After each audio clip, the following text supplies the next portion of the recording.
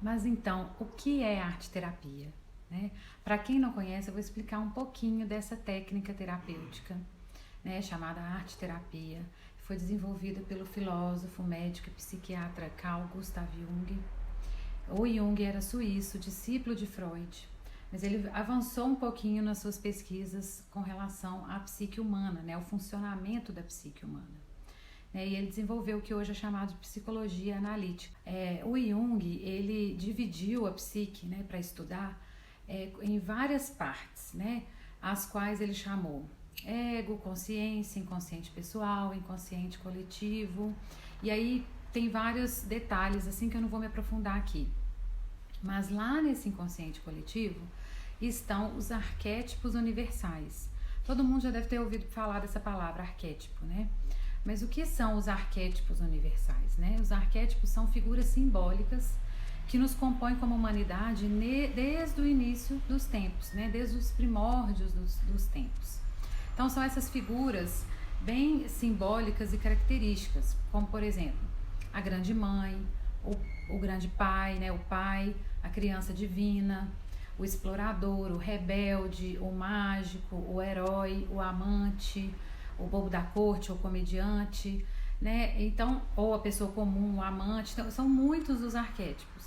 E dentro de nós podemos identificar um ou mais arquétipos ou arquétipo mais atuante naquele momento, né? Que são símbolos, né? Representam na história da humanidade, né? Ao longo dos tempos, nos mitos gregos, por exemplo, nos mitos romanos, nos mitos dos povos originários, africanos, indígenas, nas figuras que se repetem e que habitam o nosso inconsciente, né? Se repetem nas histórias, nos contos de fadas.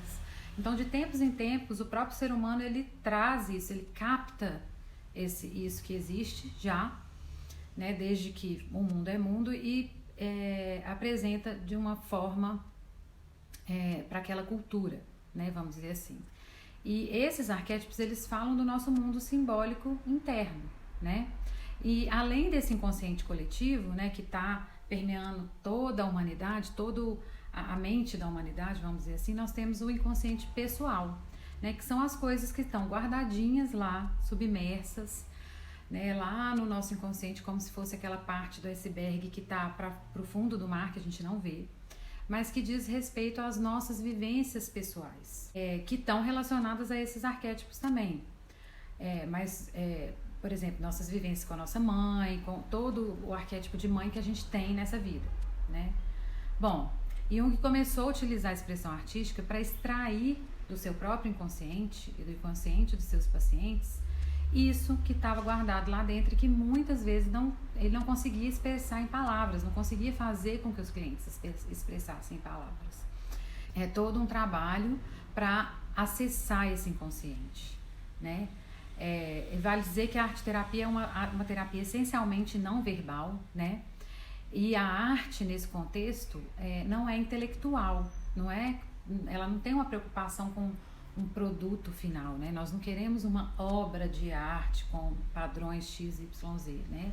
E sim a expressão desse inconsciente, né? Então, o arte-terapeuta, ele faz uma condução, ele faz um ambiente propício, para que o cliente possa expressar o que está obscuro e submerso na sua psique por meio dessa expressão plástica, né? Isso que é muito interessante, porque os símbolos aparecem e quando a gente confia nos símbolos, muita coisa vem se resolvendo, né? Então essa expressão plástica pode ser uma pintura, desenho, colagem, escultura, escrita. Nas sessões também são utilizadas músicas, poemas e outras atividades, cirandas, enfim, coisas para sensibilizar esse universo interno nosso, esse universo interno de cada um, né? O principal objetivo da arte-terapia é auxiliar o indivíduo a resgatar aquilo que é a sua essência, né? Ou seja, viver de acordo com o que ele realmente é. Gosto de toda a terapia, né?